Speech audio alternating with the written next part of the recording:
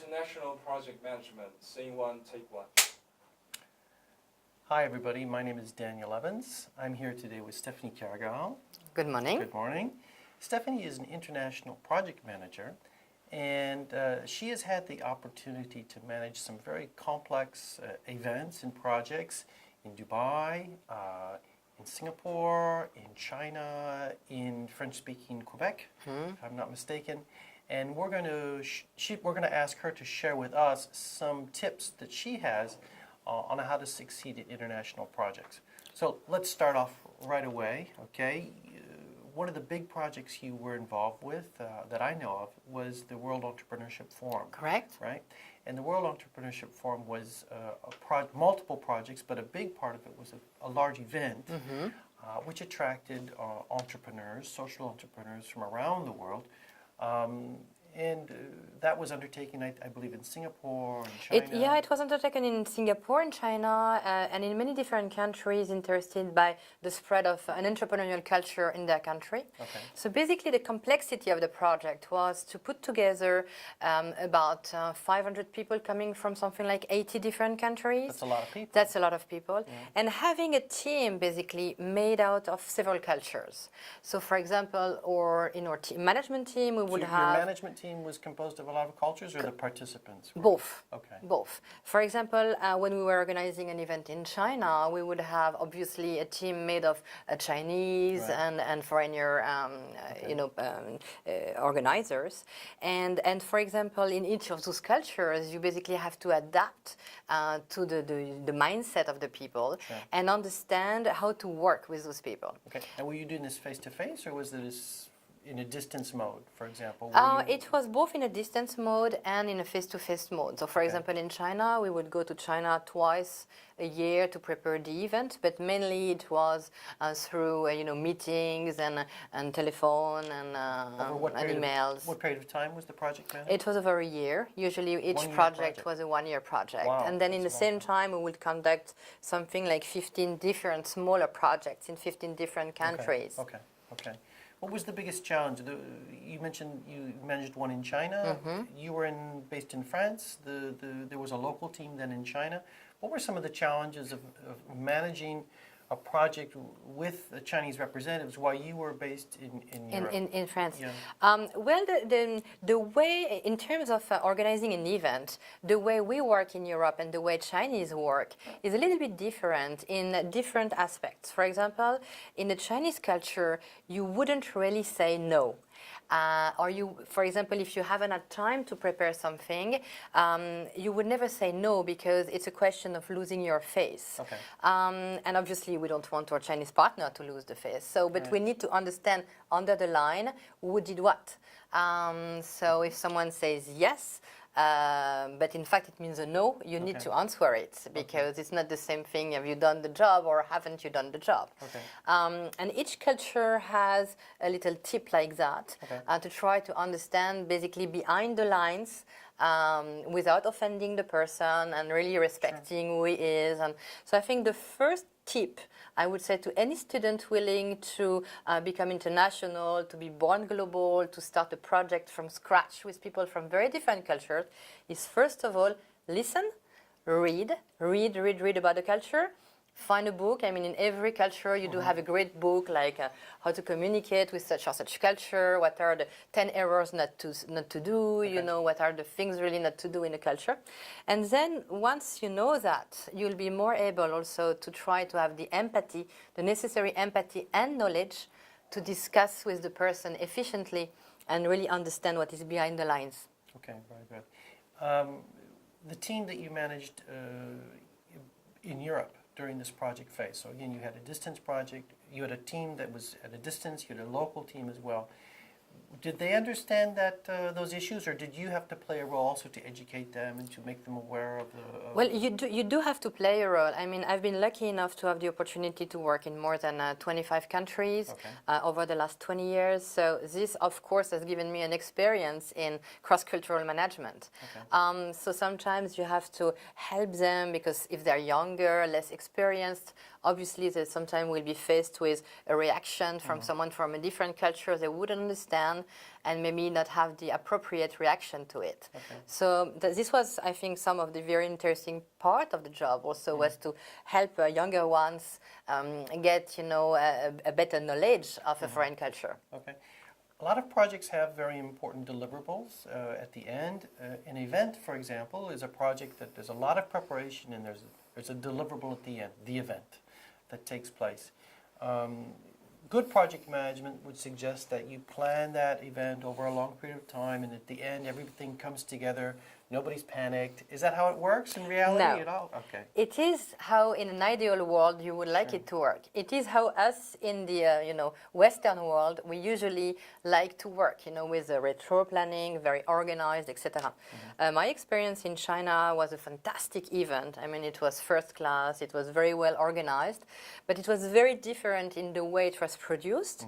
In the sense that we in Europe use a lot of retro planning. On this day this has to be done, etc., etc. Right. And this was a little bit exotic to my Chinese partners. Okay. To get those retro planning was really something not easy. And so it was more like a little bit of a last minute. Okay.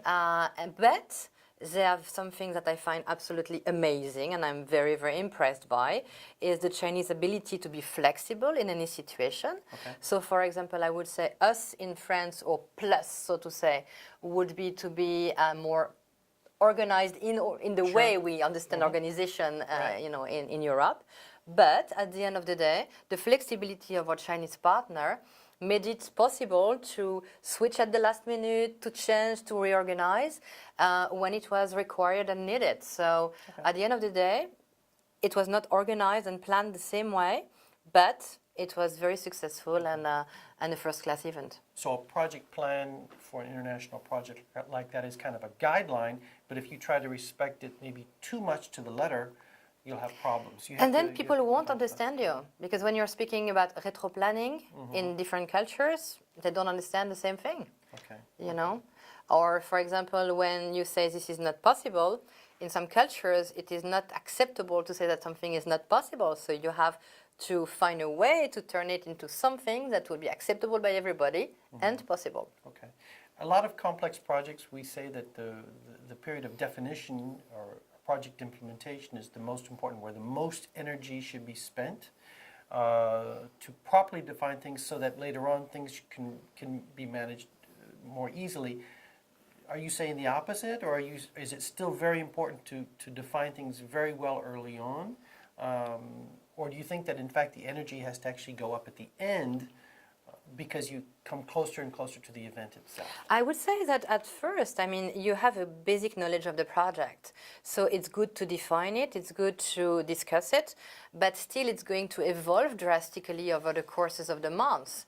So if you're too rigid in your way of structuring the things at the beginning, then you risk missing stuff afterwards. So I think you always need to let the door, open to flexibility and putting yourself into question, putting the project into question, thinking, okay, we found this was a good way, but maybe someone is injecting a new blood with a great idea, and why not open the project to a new great idea that is going to change the project a little bit, but still keep the same direction. Okay. One of the key phases in a project is the closing of the project. Closing is a period where you finish the project, you close the contracts, the project comes to an end. And in an event, obviously, this is when the event happens, it's done, you close the project off. There's also what can be called a post-mortem of a project. When you sit down and you look back on the project, its successes, its failures. Is it something that you did? And if so, how useful was this post-project review in eventually preparing for the following year's edition? I think it's a very important step also because it's the time to say thank you. Okay. And I think that when people have dedicated a lot of time and energy to a project, receiving a thank you is something important. Okay. It's a thank you, or it's a thank you nevertheless. It's the time where you say thank you, and then you can also say, maybe for the future you've learned through this experience that we did this mistake, but you managed to find a solution, etc., etc. So it's a time where you wrap up the project into a positive summary for the future. And I think it's important because it gives a lot of self-confidence to the team.